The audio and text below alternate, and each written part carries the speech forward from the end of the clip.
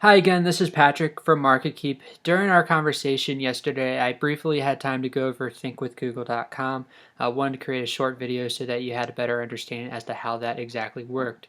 Think with Google is the research arm of google.com. It stores all their information about what they find through their research.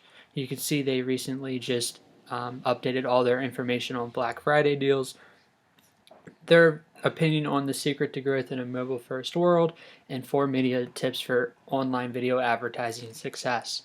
If you want to learn more about how schools can work in that field, you can just type in education in the search bar and you will find all the information you may need, from case studies about how people use SEM, how people use SEO, how people use social media, etc.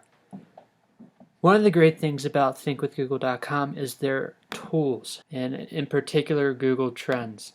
I remember yesterday we used the example of finding Loyola Blakefield. So how you would want to do that for your own personal school is to scroll down here, click on the graph, and explore topics that are interesting to you. So again, I will type in Loyola Blakefield because that is the example we used yesterday. What you'll notice first off the bat is the interest over time.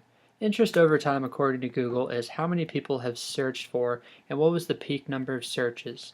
So you can see 100 is always going to be the most amount of people that have ever searched for Loyola Blakefield, and that's what they're going to compare you to. So over the course of time, you can see when it's the least popular search term and when it's actually the highest. Based off of this chart, I would use it to kind of figure out when I should be planning my media blast, when people are most likely to engage with me, and kind of go from there. To look at it based off of by cities, you go down to interest by region, click on interests, scroll down into subregion, click on Maryland, click on Baltimore because that has the higher number of searches for right now. And then you can just kind of hover over top and see which areas are very search friendly for Loyola Blakefield, and then you can start to plan out your media campaigns that way. What's really funny about it too is it's also going to bring in related topics. So Stevenson University, Garrison Junior Varsity Team, Lacrosse, IND, and Loyola Greyhounds. You can also see that Calvert Hall is a rising related query.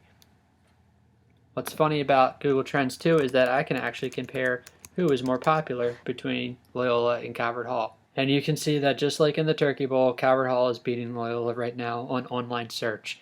And what's funny is that you'll see where Calvert Hall is popular based off of where Loyola is popular. One thing I will point out about Google Trends though is that you have to have a good search campaign in order to drive traffic to the site in order for them to actually really take notice of what you're doing. So don't be afraid if you don't see yourself pop up or you don't have enough data.